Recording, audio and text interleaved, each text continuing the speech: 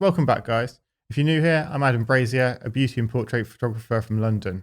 If you follow photographers on Instagram and YouTube and want to know how to do that yourself, on this channel, I teach you everything you need to know to turn your passion for photography into a career. As the host of the UK's #1 podcast for creatives, Creative Rebels, I've helped thousands of creators take a step closer to realizing their creative dreams. In this episode, we're going to go through the 5 things that you need to know to start making a living from photography. And at the end, I'm going to show you my #1 hack for finding clients. So let's get into it.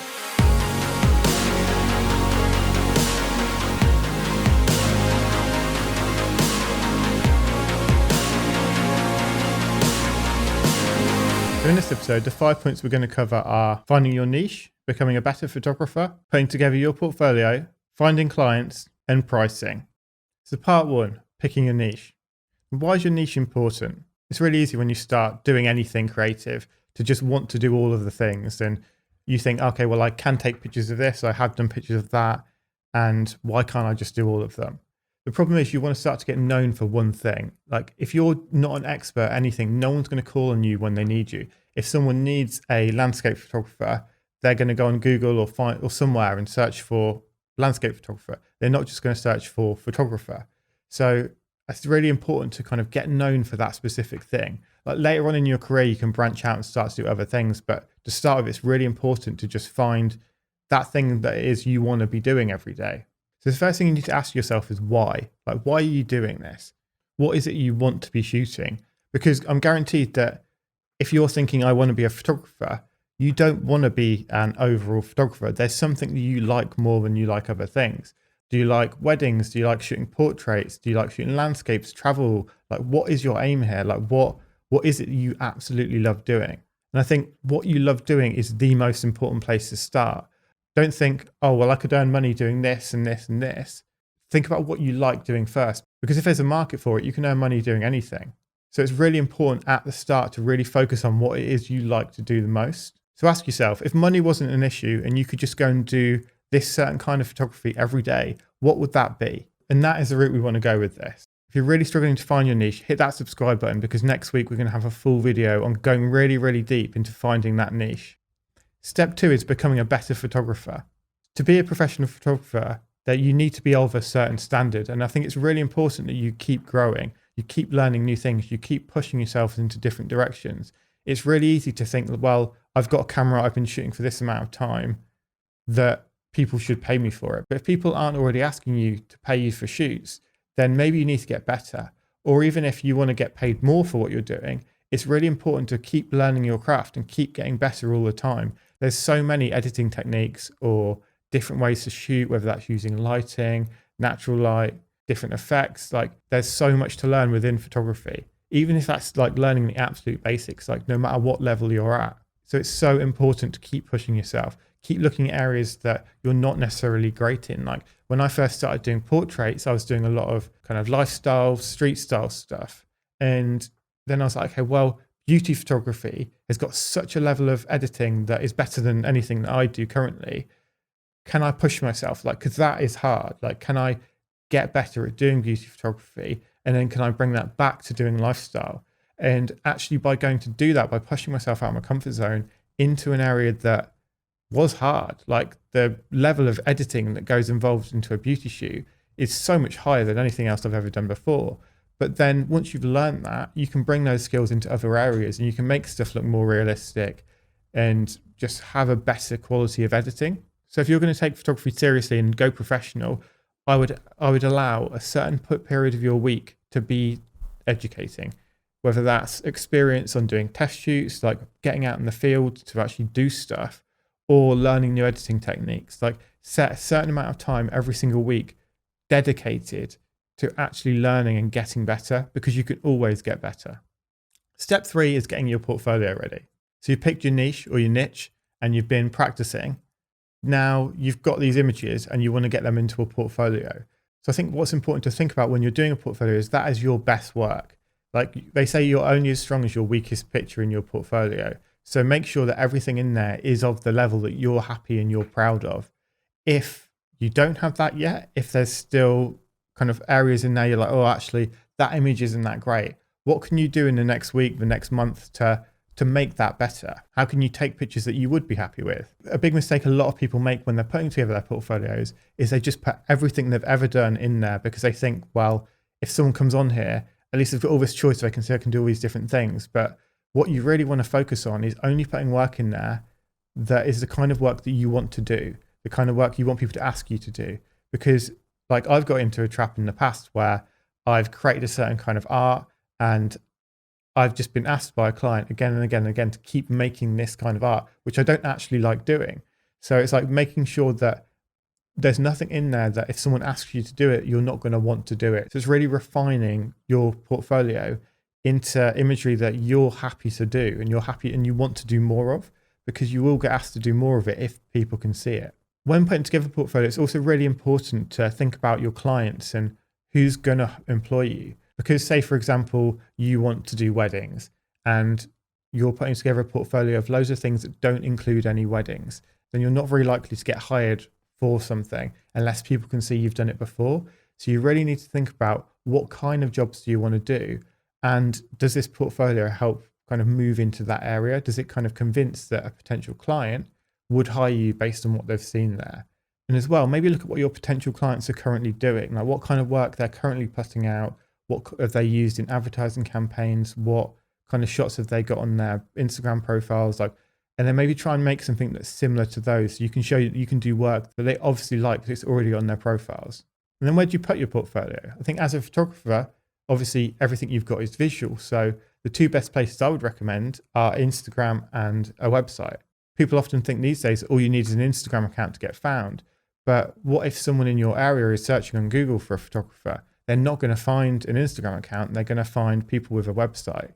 And also by having a website, it just makes you look that bit more professional. It allows you to maybe show your pricing or to show more about who you are. So in an About Me section, it allows people to contact you in a more professional way than just dropping you a DM. Because if you've got a big client, there's a good chance they won't just drop you a DM on Instagram. They'll want to send you an email. In the coming weeks, I'm going to do some videos on the best way to set up an Instagram account, the best way to set up your website to actually get clients to hire you. If you're not subscribed already, do click that subscribe button because those videos are coming soon and you don't want to miss them. Part 4 is actually finding clients. So who do you want to work with and how do you find more people like those people? So what I recommend to people is making a top 5. Who would be your 5 dream clients who you'd absolutely love to work with more than anyone else in the world? And then what it's worth doing is making a list of 100 people. Yeah, 100, that sounds like a shitload, but it's worth it. So make a list of 100 people who are like those 5 people, or brands or people you think that, well, what if one of these smaller brands, then that bigger brand might recognize my work and potentially employ me from there. So what it's worth doing is once you've got these 5, think about who are the most similar people to these. You might find that you get a lot of crossovers, but then it's kind of worth looking at like, well, who are the new brands in this area? So for example, if you're looking at a sports brand, then obviously you've got your Nike, your Adidas, your Reebok, those kind of companies. But then who are the smaller sports brands? So who are the independent designers in your area who's been at recent fashion shows, who are influencers in that space that maybe I could work with them and then the kind of clothes that they're advertising. So it's really interesting to just start looking at like the whole industry and working out who all the players are in that and then making a big list of all of them. But having that top 5 in your mind is always a goal of I'm aiming for these people. And every piece of work I do is leading me towards those people because that's my goal. Then it's working out where your clients actually are. Like, who are your clients? Are they individuals? Are you doing portraits of individual people? Are you wanting to work for brands to do more commercial work? So where do those people hang out? For personal, it's probably easier to go on Instagram because it's really easy to see who's following certain accounts, to see who's engaging with other accounts, because then you can see they've definitely got an interest in that. So for example, you want to shoot people. So what kind of people are going to need headshots? So that'll be people who run businesses, like actors, like performers, people who need headshots in their daily life. Like if you're going to work for commercial brands, like where are they going to be? Like they're more likely to be on maybe LinkedIn. So once you've got your list of 100, then start finding the people who work at those brands on LinkedIn, start connecting with them and start building those relationships. Again, in the coming weeks, I'm going to do more videos on how to find clients. So if that's something you're really looking into, then do subscribe because those videos are coming soon. And the last step, step 5, is pricing. As a creative, it's always so hard to price your work because you think, well, I love doing this. Like I can't charge too much for it. or I'm only just getting started, so there's no real value there. But if you want to make a living from being a photographer, you're going to need to charge for your work, and you're going to need to charge well. So how much should you charge for your work? Well, this all comes down to how much money you actually need. Like, do you have a full-time job? Are you looking to do photography full-time? If you're looking to do photography full-time, and you need to work out, well, how much do you need to earn in a year to pay your rent, buy new gear, like rent a studio, all of the things that are involved in being a professional photographer. Once you've got a list of all of those costs, then you need to work out over a year, how much is that going to cost you? And then how much do you need to earn per month to be able to cover that? And then once you've worked out that, then you need to work out, well, how many shoots am I likely to do in a month? How many shoots can I do in a month? Because obviously you can't do 200 shoots in a month. So you need to think, well, what is actually reasonable here? And if you're doing it part-time, then how many shoots can I fit into my evenings and weekends? And then it's a simple equation of, if I can do 100 shoots in a year and I need to earn £10,000 in a year, then I need to be charging £100 per shoot. If I need to earn £50,000 in a year and I can only do 50 shoots, then I need to be charging £1,000 per shoot.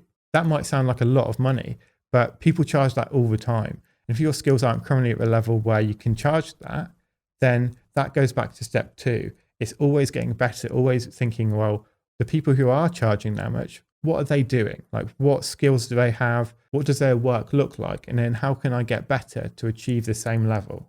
Depending on where you are as well is going to make a huge difference in terms of how much you actually charge. Like, if you're in a big capital city, the cost of living is going to be much higher. So those photographers are going to charge a lot more than if someone lives in a small town somewhere and the living costs aren't so expensive. So they can afford to do shoots for cheaper. And also people in those areas might not earn as much money. So you might find that actually there's a balance here of like, well, how much are people earning in this area compared to how much can I charge? So it's really good to just look at local photographers. How much are they charging?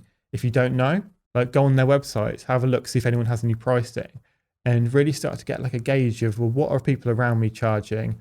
What is their work like compared to mine?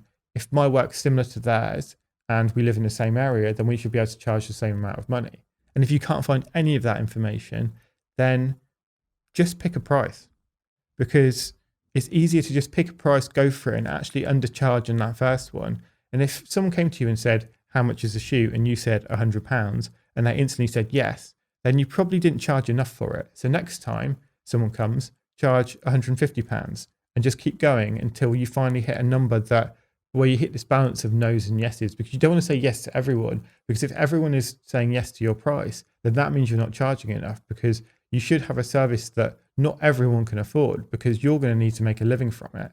And psychologically, if there's no scarcity there, people won't see the value in what you're doing because they'll just think you're too cheap. And if you're too cheap, then they'll think that's not good. And when pricing, it's always really important to get your terms out in advance to say that this is what I'm providing for this amount of money.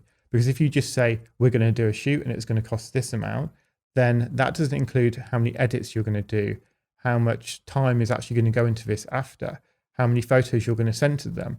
By getting all of those things in place to start with, you're almost forming a contract of, this is what I'm going to do for this amount of money. And if they want more, then they can pay more for it. So for example, if you offer this amount of edits with every shoot, you also say, but if you want more, then you can just pay extra for it. And that's completely fine. It's like going to a restaurant. You'll obviously get your mains, and then if you want a side, you're happy to pay extra for it. It's really good to be as open and honest from the outset. Really hope you got value from this. And as I said earlier, we're going to go much deeper into this in the coming weeks. So if you're interested and you want to learn more, then do subscribe, because we've got so much more content coming. And also check out my podcast, Creative Rebels, for more creative business advice and inspiration. And as I promised at the start, here's my one quick hack for finding loads of clients in your industry. So no matter what industry you've picked, there's a good chance that people get together in conventions for those specific things, whether that's fashion, beauty, real estate, weddings, all of these things have conventions. So what it's great to do is find the local places that hold these conventions and look at all the different people who are attending those, because they'll have lists on every single one. And that list will be loads of potential clients for you. So get searching. And remember, always be creating. See ya.